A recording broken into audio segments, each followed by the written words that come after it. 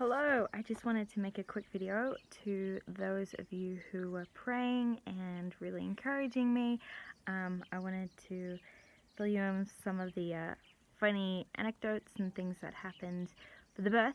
And sorry it's been so long.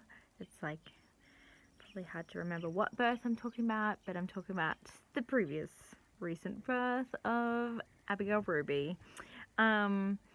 Yes, it was a total night and day different experience. Praise the Lord. Thank you all for your prayers.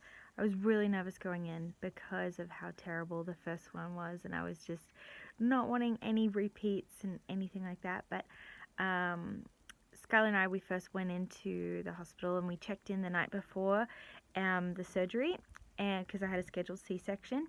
And as we arrived in, we were going to go up the ramp, and I see all this like water on the ramp trickling down, and I was like, oh, that's funny. As a 39-week pregnant woman, I originally thought like, someone's water broke.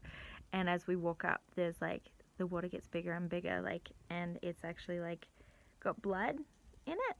And I realized, oh, someone's water actually did break on the ramp as we're entering into the maternity ward of the hospital. So that was like a nice welcoming. I was like, hi, your time's gonna be great. And it actually was great. It was really special. I was really nervous going into the surgery. Sky couldn't be there, and so when we were wheeling in, there was a part where he just had to stop and just stand, and he was pacing the whole way. And I didn't know, but he had specifically gotten money out and also fueled up the car just in case the worst case scenario would happen and we had to make an emergency trip to Nairobi. I'm so glad he didn't tell me that, and he told me that afterwards, and I was like, oh, you poor thing, he was so nervous. But he didn't need to be nervous because everything went well. And yes, I was being wheeled in, and I was really, just praying and breathing. And they had me move, 39 weeks pregnant, had me move on like literally 1, 2, 3 different gurneys for different journeys. Gurneys on the different journeys. And it was ridiculous. They're like, okay, now move over, crawl over here. And I'm like, it's hard to even breathe, let alone move. But anyway, so I crawled onto finally the last gurney or operating table. And but just before that, I was so nervous and praying. And I drove on my gurney past this picture on the wall that actually had Jesus with his hand on, a picture of Jesus with his hand on like surgeons, like as they were doing an operation, and he just was pointing and stuff, and it was just really encouraging. I'm like, okay, God's here, he can do. And so I get on, and I'm so the spinal, they don't have epidurals here. They have they did a spinal, and which is just like an injection into your spine. And that was one I was most nervous about. And I'm just sitting on the table, the surgeon's holding my hand, my midwife was holding my other hand. I'm crying and just praying and like trying to calm myself while the spinal's happening. And I look over, and the room has like just a wall of windows, and I can see the next door apartments right there, and a lady comes out of her apartment and starts hanging her clothes up. And so that was like the backdrop of this really anxious moment. And so yes, so that was kind of ironic and quirky. And so then I lie down, and they take off my hospital gown, and I'm just like bare.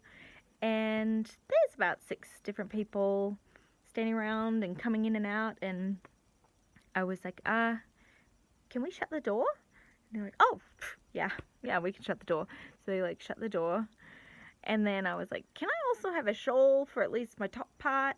And they're like, okay. And so they like give me a shawl, but out of this like, you're a weirdo kind of look. And so I thankfully have a shawl over myself. And my midwife was like, she's wanting to do skin on skin when the baby comes out, so we won't tie down her hands, which was a real cultural difference that I felt like I really had to get my head around, but at least I was prepared of like, okay, my hands might be tied down for this surgery. So thankfully I didn't have to have my hands tied down for that. And I was able to play my own music, and which was screamo. No, just kidding.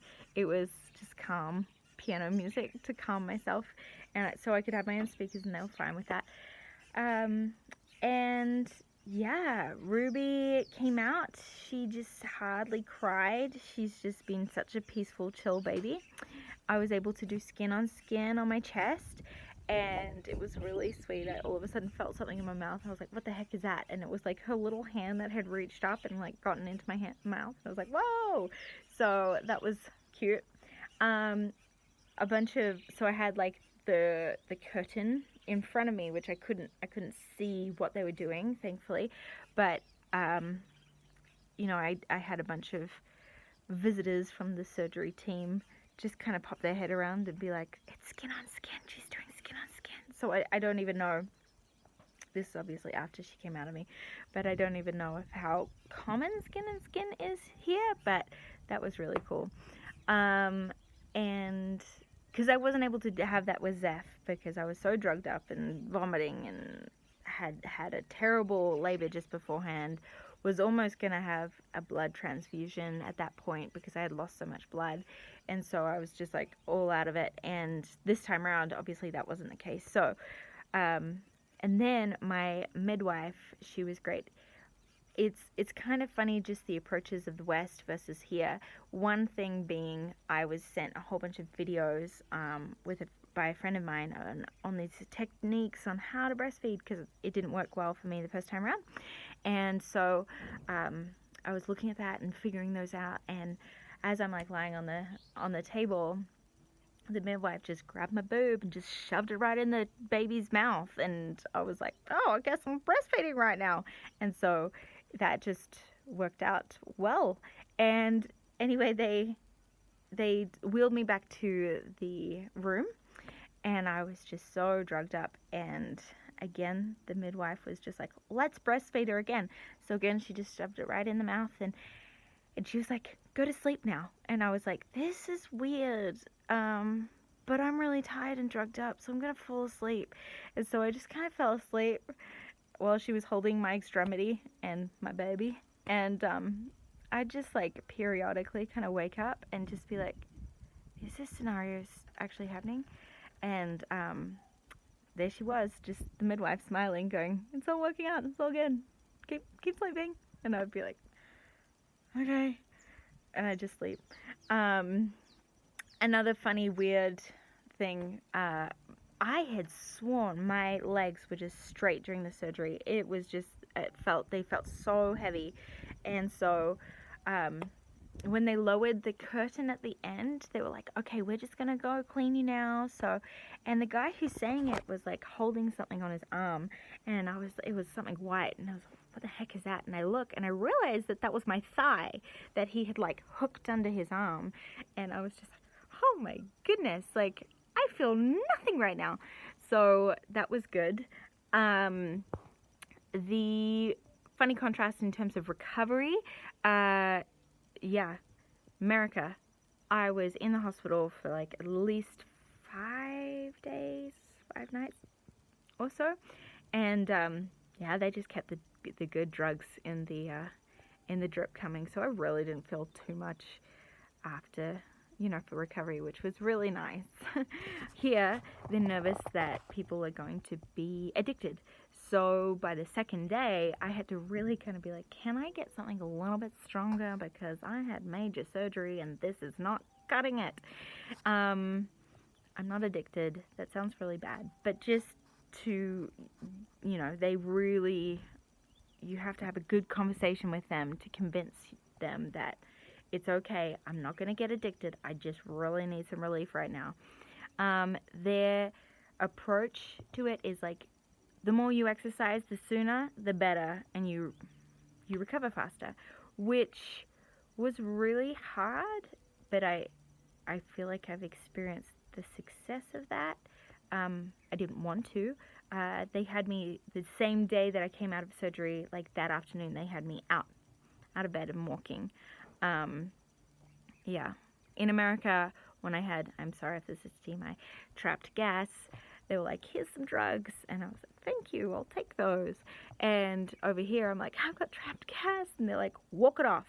And so I was like, and it is hard. If you know anyone who has gone through a C-section, whether it's scheduled or not, be kind to them because they have to relearn how to get in and out of bed, standing, sitting, going to the bathroom, everything, walking with excruciating pain, and also not using their stomach muscles the whole time.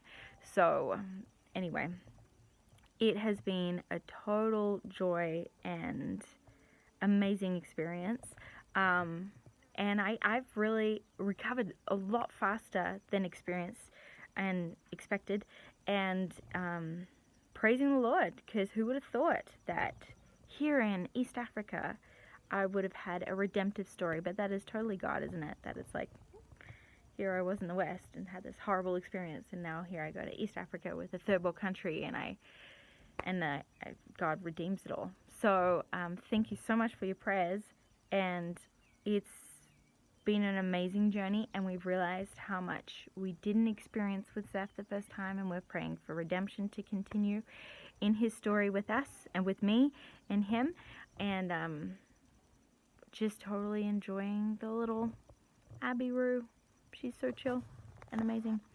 I'll let you get on with your day, but thanks for watching.